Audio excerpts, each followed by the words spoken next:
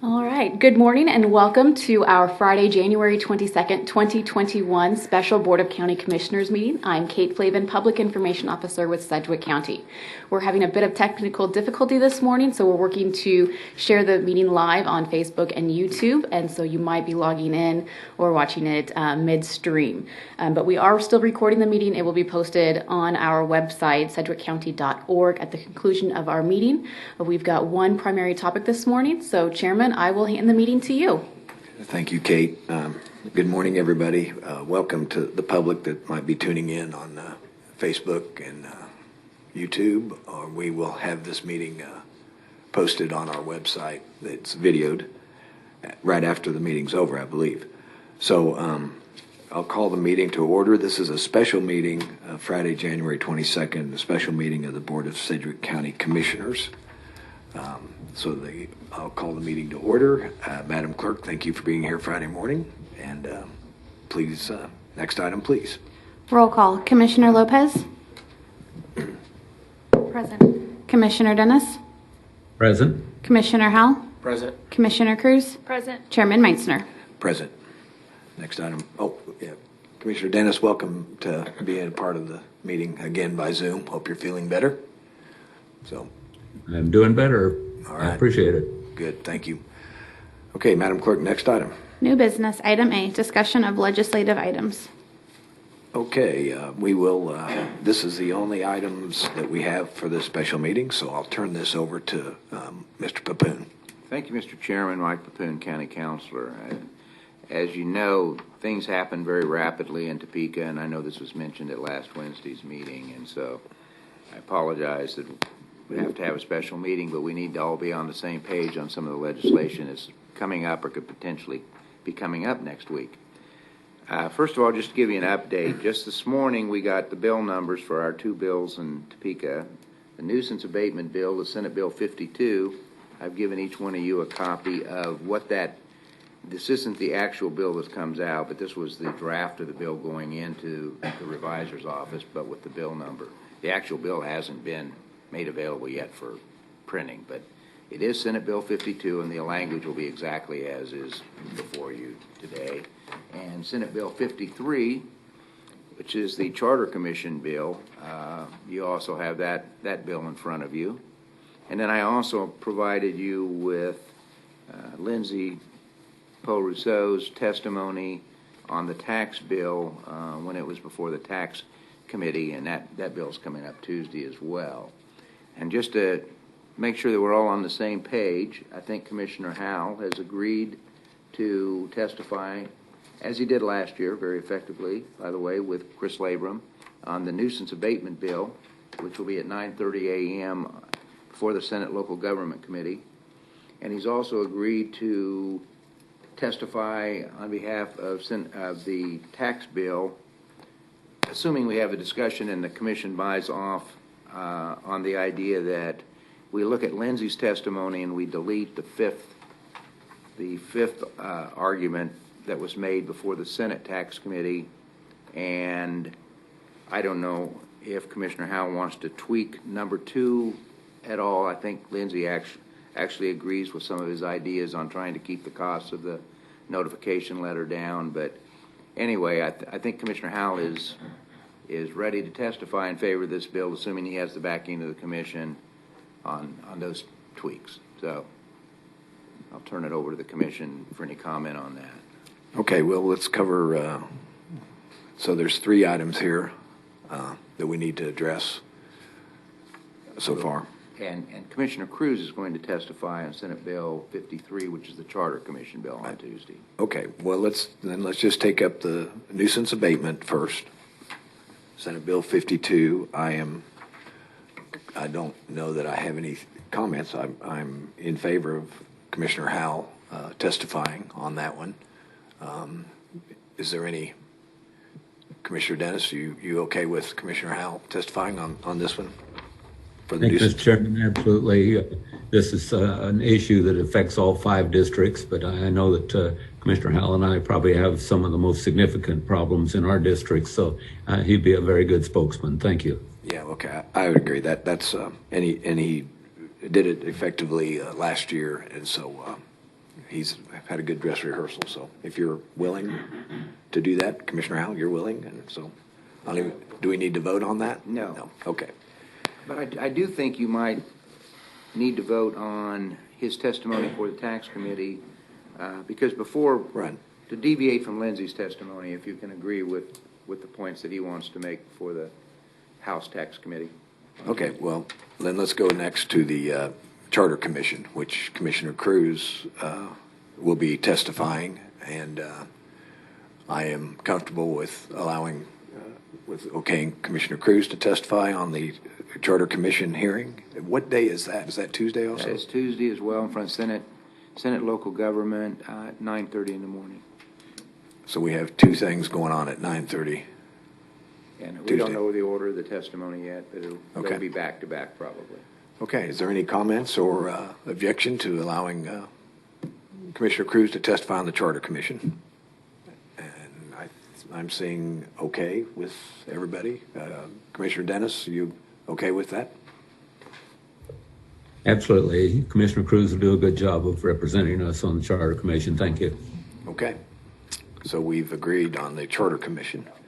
So then let's go to the tax item that we had healthy discussion before about this. I think there's been, according to feedback from Mr. Papoon and the manager, there's universal thought to eliminate item number 5 and go with 1, 2, 3, 4 and allow Commissioner Howell to testify on this. So this one, because we had a document before and we voted on it, so we do need to have a vote. Is there any other comments about eliminating number 5 or allowing Commissioner Howell to do the testimony? So I don't see any so far. So I'll make a motion that we alter the testimony as written before to take out item number 5. That's my motion. Is there a second? Commissioner Howell. Yeah, thank you, Chairman. I would second that, but I'd like to be clear what my intent is. I think that the county ought to be neutral on number 5. I have no doubt there's going to be plenty of governing bodies there testifying for the very same things that are listed here in number 5. Primarily calculations that would potentially change the trigger point from when a notification would be necessary. I think that if we would advocate for number 5, I think we come across as an opponent to this bill. I think that's really the basic part of this bill, is that notification needs to happen, and they're going to define, and they have defined, tax increase differently than perhaps maybe others will. But when the governing body takes in more tax dollars, than they did the previous year, that is very simply the trigger. And so I know we've had opinions on that in the past, but I think that if we were to get involved in that, I think we lose support very quickly. I think 1, 3, and 4 are critically important. Excuse me. 1, 3, and 4 are critically important. Actually, I would consider these to be friendly amendments. I don't think that the committee is going to completely just dismiss these as long as we come across as a proponent of the bill. Then on number 2, I want to be very clear. I think that we need to embrace the idea of notification and providing data to our taxpayers. But I think we should try to be conservative in how we do that. And so the tweak that I'm suggesting we would do is have a general postcard mailing notifying the property taxpayers of their opportunity to find this data online, make sure it's available online. I actually have a spreadsheet that I've created that I think is a good example of what I'd like to see online. And it should be maybe something similar to my local taxes application that's already on the Sedgwick County website, but it needs to be much more data available on that. But having done that, I think that people should have the option of opting in to an actual mailing. But I think the date of that mailing may be difficult because there's so many jurisdictions need to come together and have so many things done. It's a very complicated mailing. And I think that to do that, property specific and have it done early enough in this budget process is problematic. But I think we could do this online much easier as jurisdictions put their data in, and we can continue to update that And so I think to send a general postcard for a couple of 2 or 3 years, I think 3 years would be my preference. Alerting them of this tool that's online and then giving them the chance to opt in to a mailing, I think would be my preference. I think the majority of people would be satisfied at doing this online. And so I think this would save the majority of the $150,000 estimate for annual mailing. And I think this is a good compromise.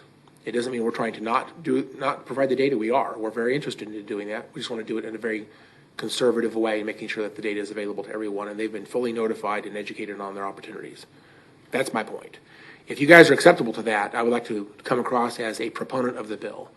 And I want to make sure that we're clear that's what I'm intending to do. So before I go up there and do that, I want to make sure that the commission is aware of my intent. Thank you, Chairman. Okay. Commissioner Howell, I'll comment that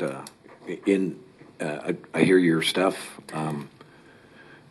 In the first sentence, or in the second sentence of the opening paragraph, it says, in support of this bill, but with some important adjustments. So of record, it says, if we accept this letter as it is, it says in support of the bill. So that covers that part from my perspective.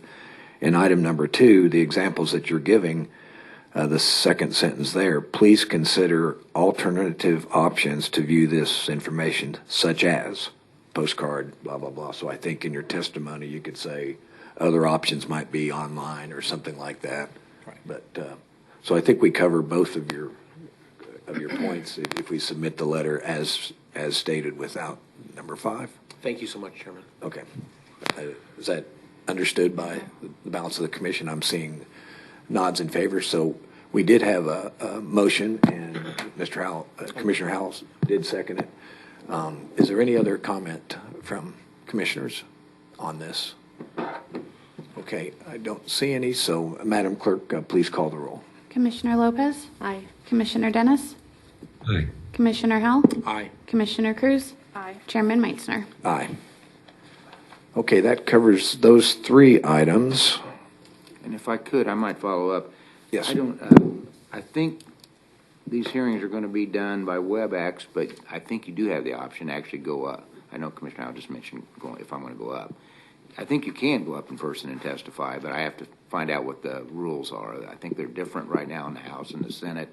The Senate was allowing like one person to come into the committee meeting to testify at a time, or do it by WebEx. And it might be more beneficial just do it by WebEx for these on Tuesday, but I'll discuss this with you later, and our office will be getting together with Commissioner Cruz and Commissioner Howell to get the testimony ready.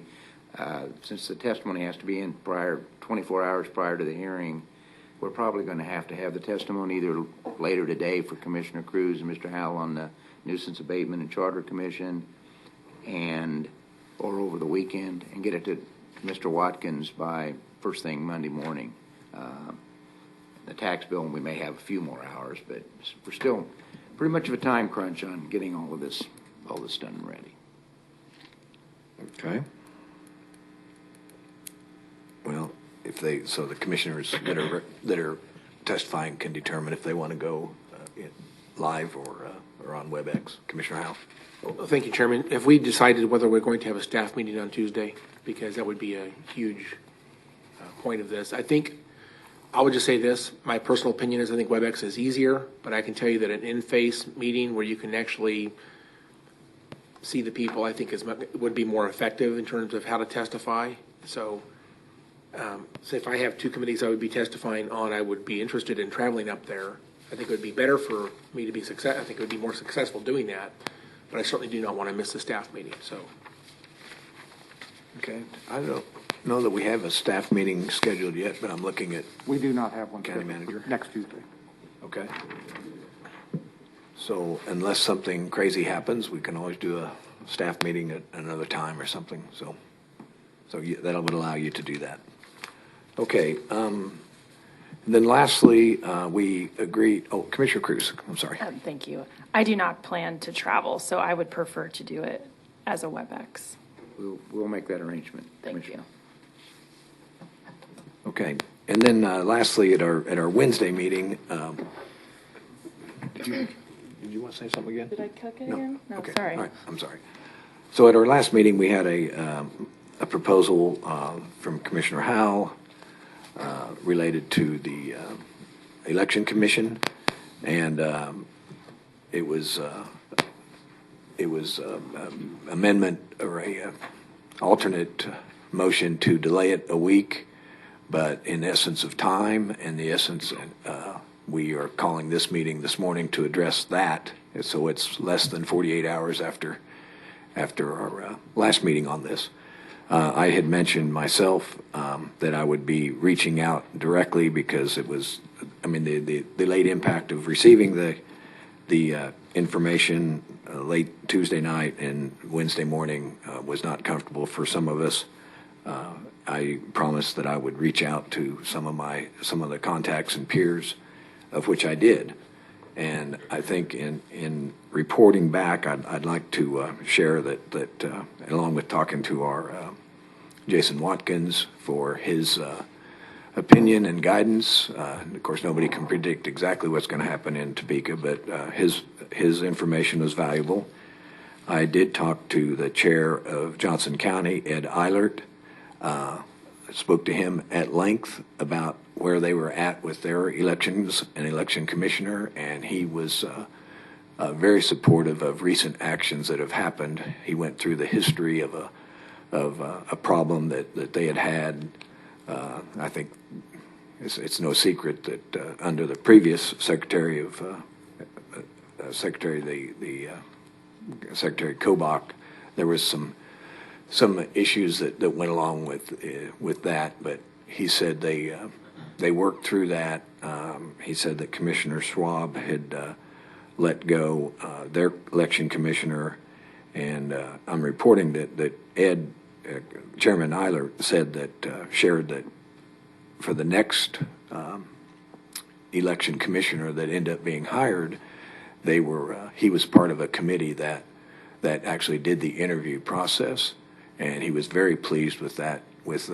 And I didn't know the details of that, but it was interesting. I asked Ed if Johnson County being one of the four, again, us and Johnson and Wyandotte, and Shawnee, which is the fourth, Shawnee, are the four that are over 130,000. And so asked Ed if he'd be interested if we proposed legislation to take this decision back locally, and the chairman was quick to say that Johnson County would not be a part of that and not be vocal or supportive. So that was that information. I then did talk to Secretary Scott Schwab. I talked to him a couple of times, and he revealed that he kind of repeated in more detail of how they handled Johnson County. And he said that what he does and he intends to do here is what he did in Johnson County is Secretary Schwab assigned his chief deputy and his election director and his HR, human resources director, to a committee, and appointed the chair of the county, meaning Ed Eilert, and Johnson County's human resources person. So there was a 5-person committee that did all the interviewing, and they recommended a person. And so the Secretary Schwab himself was not a part of the interview or the decision. They took the recommendation of this committee. And then he pointed out that this is exactly what's going on right now in Wyandotte County. And Wyandotte County is very pleased that they are involved directly with the interview process of the future commissioner there. And so that's a predominantly Democrat held county commission. So they were pleased, and he fully intends to do the same here, where he would open up applications. He said some of the qualifications on the application will be the person will not be. It'll be very important that the person applying has some good roots in the community, and also not a. He emphasized to me that they would not be a political activist, and he said it'd be easy to know that if somebody applies, if they are politically actively involved, then they would not be qualified. This was to help assure a fair and impartial type of interview. And he said that he would, again, have his chief deputy, his elections director, his HR person. He would ask me as the chair to be on the interview committee and on our human resource person, which would be, I'm missing her name right now. Who's our human resources director? Sheena. Yeah, sorry, Sheena. So Sheena would be part of this committee. And he said if you all have one person that you agree on, that's the person will be hired. If there's two or more, or if there's two, hopefully not more, that you say either one, then he would do the final interview himself and determine and choose between the two. So that's his process. And he also mentioned that based on the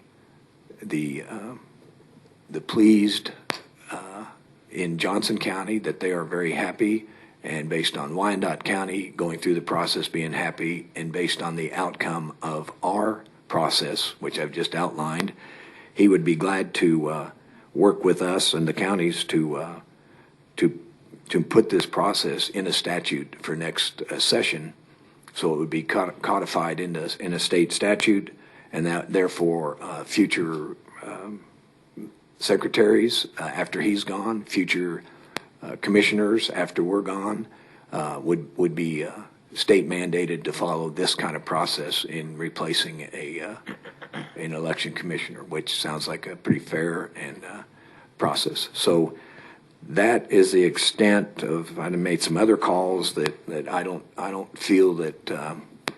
I know that it was discussed that if we got something in Wednesday, it could get delivered and considered on the floor, but the handful of calls I made, and I think some others might have made, I didn't receive any indication that this would go anywhere this year anyway. But I'm not sure we have to do it because of the process that Secretary Schwab has outlined and has already practiced once, practicing right now and a second time of the 4 counties, and then will be part of the next version. So that's my report. I usually wait until everybody else talks first before I update anything, but I thought to kind of clear the air based on what I had said on Wednesday that I would do this, I thought it'd be better to share this with not only my fellow commissioners but with the public. So with that, I'll pause for other comments. Commissioner Cruz. Thank you, Chairman. The news surrounding our elections commissioner is disappointing. And I believe that Commissioner Lehman was a dutiful public servant. I believe that she did her duty to the best of her ability. I think with her team, she conducted a very safe and fair election in the most transparent way possible. But I want us all to look past this moment that we're in right now and work toward the best solution for the future of our county, to ensure that we are making the right decision, and that is not one that I want to make in haste. I take this very seriously. With any piece of legislation, I do not take it lightly. I want to make sure that I have fully considered and weighed all of future ramifications that adding such a change to our county would make. So that's kind of where I stand on this. That's the statement that I'd like to make. Okay. Commissioner Dennis, did you? Thank you, Mr. Chairman. I appreciate it. Since Wednesday, when this was first brought up, I have talked to several people. I was able to talk to Commissioner Lehman at length, and I talked to Secretary Schwab at great length. We got to remember that 2021 is a little bit different atmosphere than we had in 2018 when we were pushing this bill the previous time. We had a different Secretary of State at that point in time. We now have a Secretary of State that I was able to speak with and discuss this issue. You've outlined the process that our Secretary of State's put in place, that he's already used. And when I spoke with him, he said that he is willing next year to put this into the regulations so that it's the normal way that we can hire a new election commissioner whenever that becomes a requirement. So as a result of all the discussions that I've had, And the research, I did go back and take a look at Commissioner Lehman's testimony that she provided against this bill when we were trying to push it forward in 2018. And so I think that I'm very comfortable us continuing the way that we're doing it right now, work through the process with Secretary Schwab, and come up with a great replacement for Tabitha. Thank you, Mr. Chairman. And Commissioner Dennis, did you also talk to the chairman of Johnson County, or not? I did not get a hold of Ed Eilert, Okay. but Ed is very knowledgeable of what's going on, and if he's comfortable with what's happening with the way that they're hiring, I'm very comfortable with that also. Thank you. All right, thank you. Thanks for your comments. Commissioner Lopez.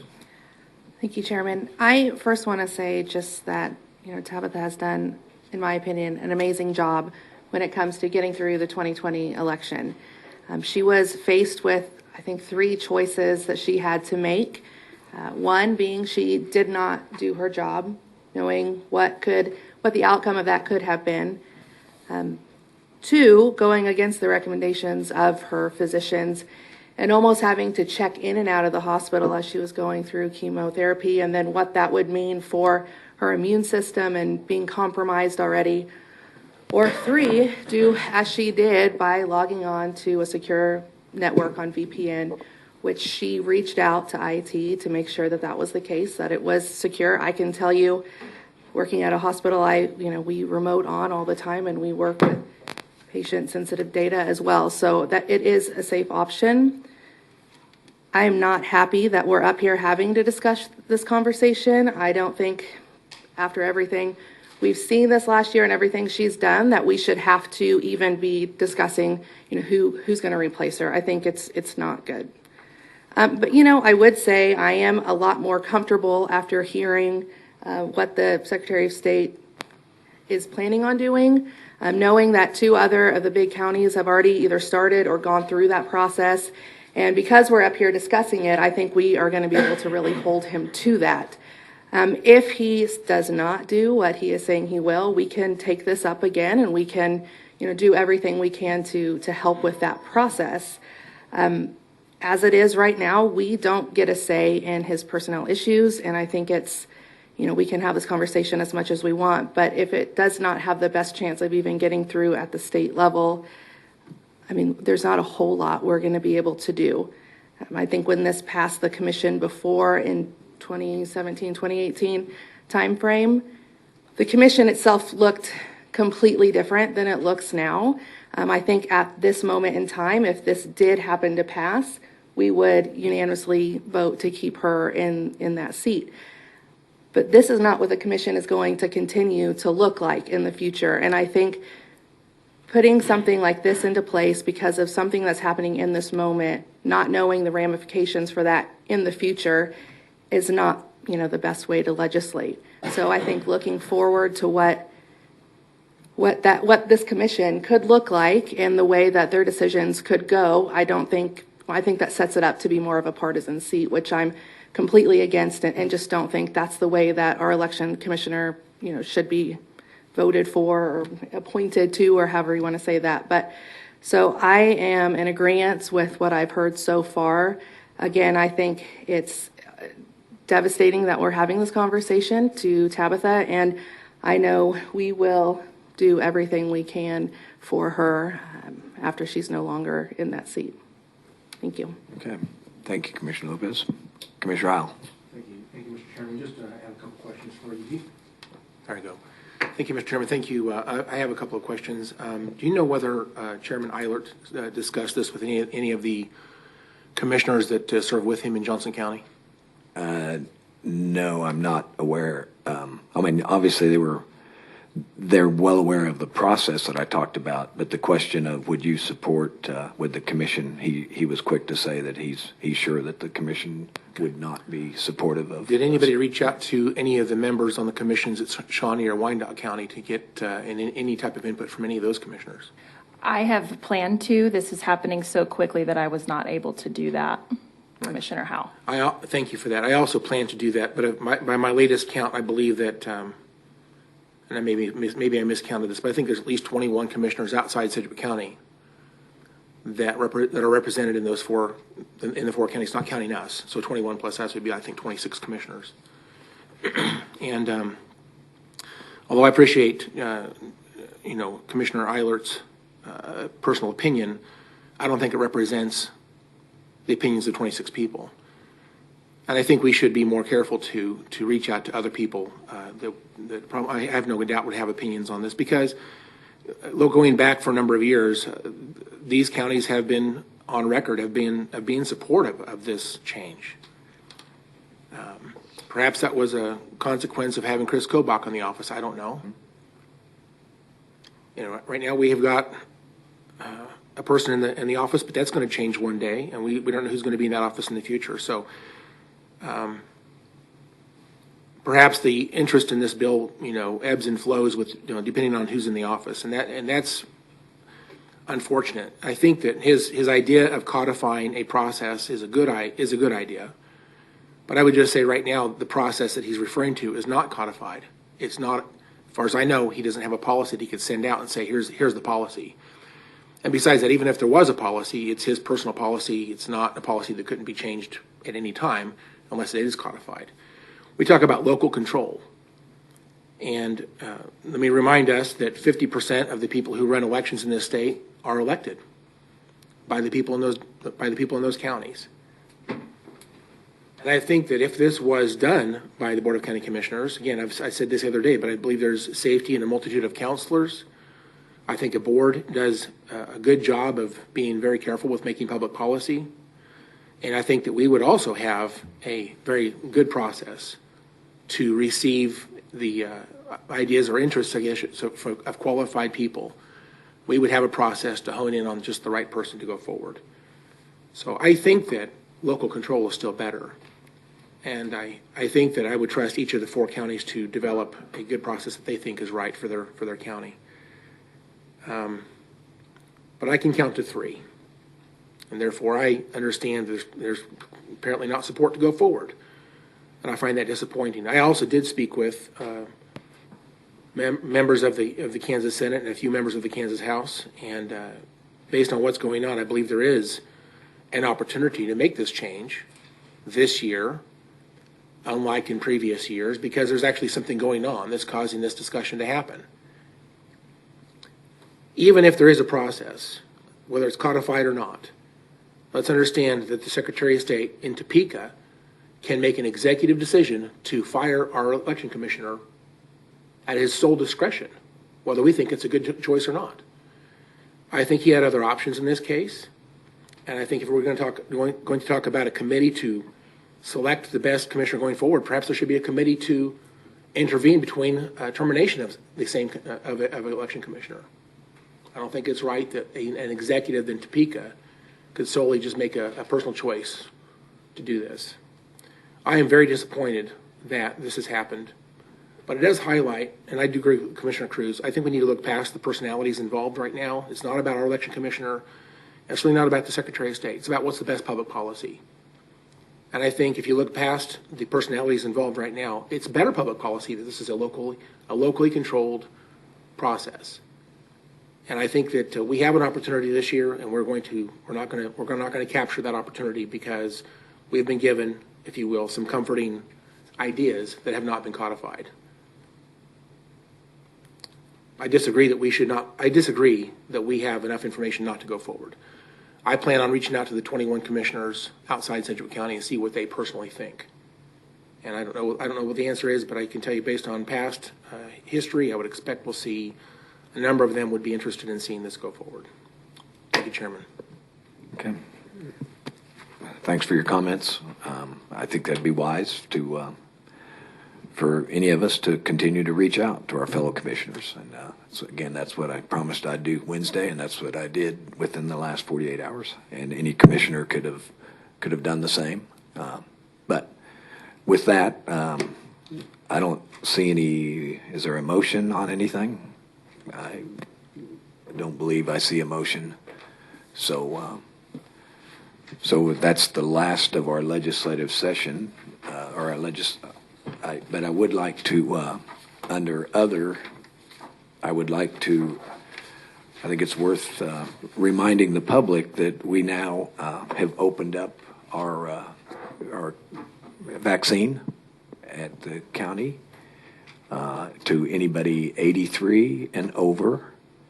And there's a sedgwickcounty.org website to sign up. We are vaccinating today, Saturday, from what hours, Kate? Saturday? It was Sunday. I think it's Saturday.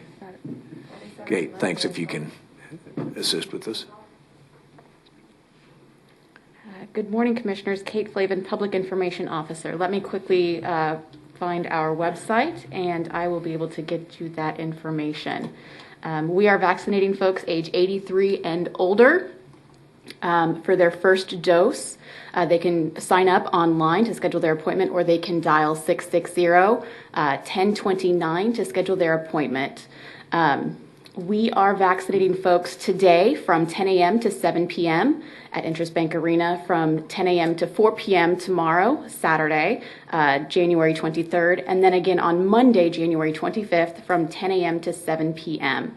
We also have the ability to vaccinate someone in their vehicle. So if there are mobility issues, they can make sure to identify themselves as needing some curbside vaccine requirements, and we'll be able to provide the vaccine while they sit in their car at Interest Bank Arena. Okay, thank you. That's so today, tomorrow, and Monday. And I think the public should also realize that that the county health department initially said 90 and above.